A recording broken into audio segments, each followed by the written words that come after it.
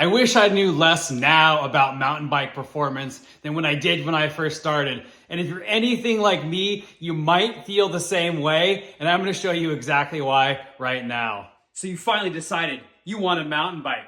You take the helmet out of the garage, you have absolutely no gear, and you get something a little bit like this. You sling your leg over a hardtail, and you think this thing will take you to all the trails you could have ever dreamed of.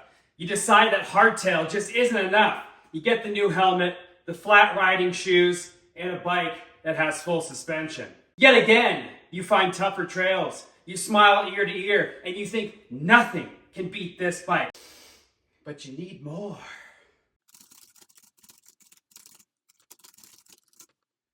And you finally end up on a bike like this. It's long, it's slack, its stiff chassis crushes through everything you pointed at. But you don't feel like you own this bike. Some might say, this bike owns you. The spark this bike once gave you is no longer there, so you have to turn back the clock. I don't think anyone's getting excited looking at this bike, but I am, because it was the first bike I ever rode, and to be honest, I was naive. I really didn't know anything about bikes, and I loved it. So come time travel with me. I'm gonna refresh this old bike with some new parts, and I'm gonna see if this old bike can reignite this flame that I once had with a short travel bike. So the question that keeps going through my head is it worth it?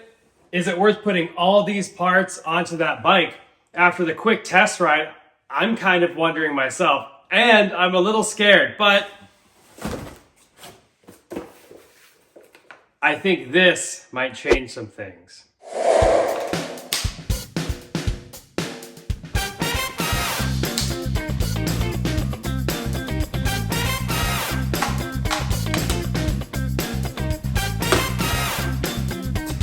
This RockShox Monarch shock is so light, but it's tiny, it sucks, and I think adding some weight is worth it for this. It's a Cane Creek inline coil shock.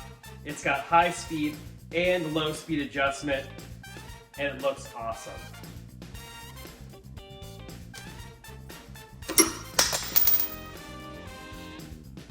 If the rest of the build goes as easy as this, I'm gonna be so stoked. This shock looks awesome. All of the hardware went in super easily, and now it's just time to install it on the bike.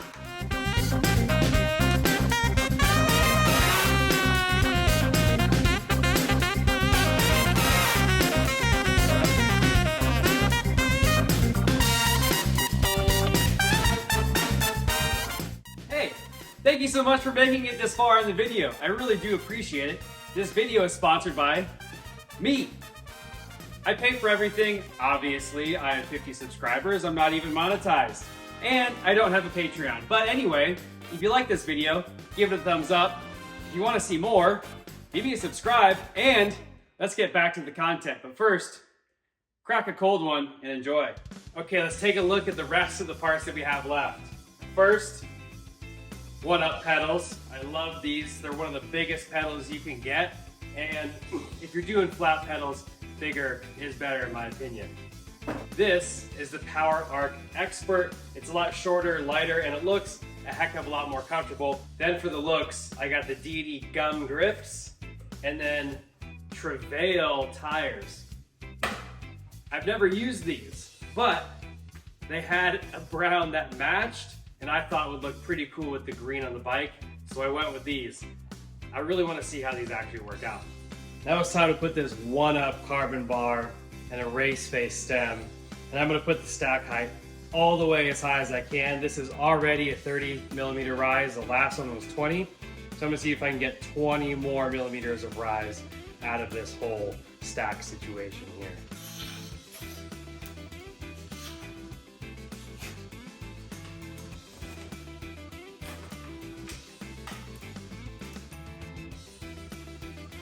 Now I've got to do my least favorite thing. I hate it. Changing seats. I don't get it. There's something wrong with these things. They need to figure it out. I can't do it. I'm not looking forward to it. Now it's time for the pedals and tires, and I'll finally be done with the phase 1 of of this build. I'm not gonna film myself doing the pedals because I struggle with these too. So I'm gonna put them on and then you're just gonna see them on the bike. This bike is starting to look awesome. The grips look great and I can't wait to put the tan wall tires on here. I'm gonna do that next and I really think it's gonna set this thing off. Got the tan grips, the tan tires, the green bike, and the white coil really does have a nice color combo. I'm stoked. I hope you guys like this one.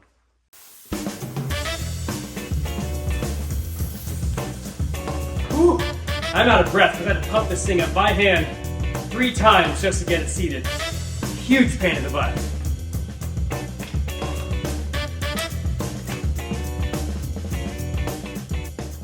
I'm so stoked for this bike. It's looking pretty flippin' good, I think. So enough talking about the bike and building the bike. It's time to finally take it for our test drive. I'm gonna take it to a local trail by my neighborhood that has more flow and cross-country type trails. And then I'm gonna go to a place called Raging River and try out some of their more old school trails that are steeper and more tech to see how it works out. Now I hope it'll rekindle that flame I once had. See how it does on the jumps.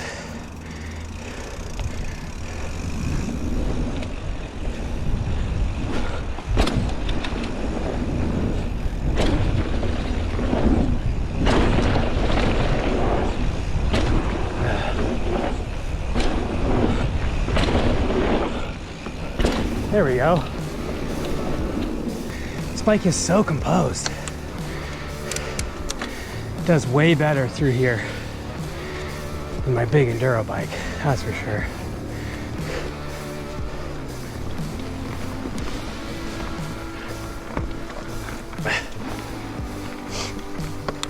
One more time.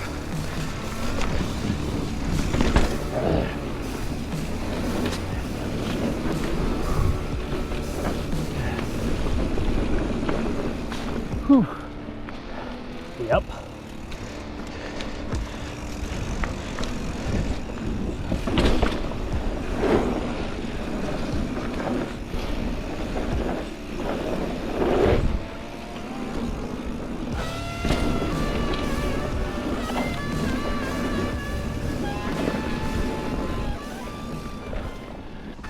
Earlier in the video, I talked about missing something or chasing something, you know, like you're chasing parts, you're chasing something on your bike, and this I'm just chasing a feeling. Not even a feeling a suspension would give you or a new handlebar, but just the feeling you get when you ride a certain, I mean, I guess it's both. Like when it reacts the way you want, obviously you're gonna have more fun, you're gonna have a smile. But this thing, it does it. It gives me a smile every time I ride it, but it's so predictable, and I don't know if it's the tires. I don't know if it's I'm just a better rider now, so the bike treats me better, or what, but this thing, I just love it. Maybe it's just a good bike trail fit too, and it could just be a mix of everything, you know? Oh.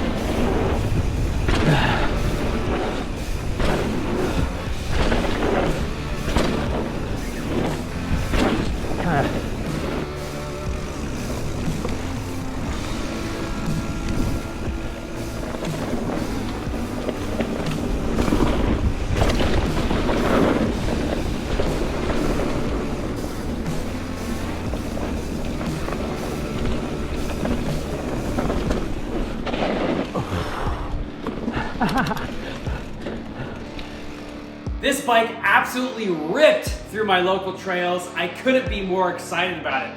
It makes me think one thing though. This bike was built for something like this, and it wasn't really built for something like Raging River that I'm going to next. So if I keep that in mind, I think I'll be really happy with it, but let's take a look at how it does at Raging River and I'll give you my thoughts.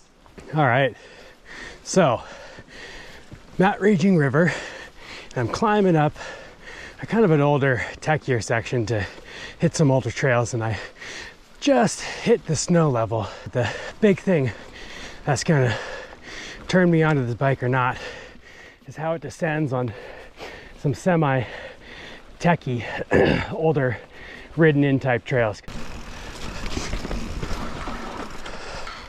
Should I do Lone Star? I'm thinking so. That's probably a good trail for this bike. Man, the sun's coming out. It's starting to look beautiful. All right, here we go. This has got a little flow at the beginning and a little tech later, so it might be the perfect trail for this bike. Now earlier on in the video, I was riding more cross-country style trails, and this one's still pretty flowy up top, but once I start descending, I quickly realized that my brakes are pretty much done, and my front brake was barely working at all, so I spent the rest of my time descending pretty much gripping as hard as I possibly could on the brake, and I was pretty dead by the end of this. That could have been dangerous. Oh my God. Get your head in the game, bro.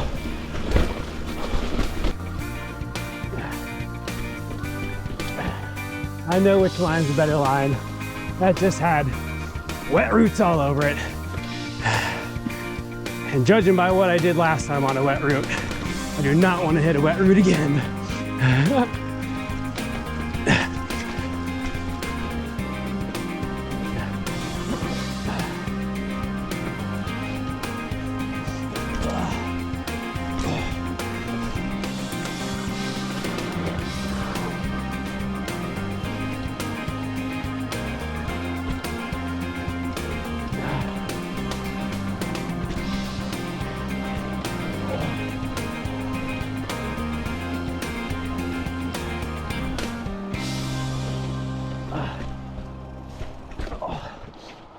There are no front brakes on this thing.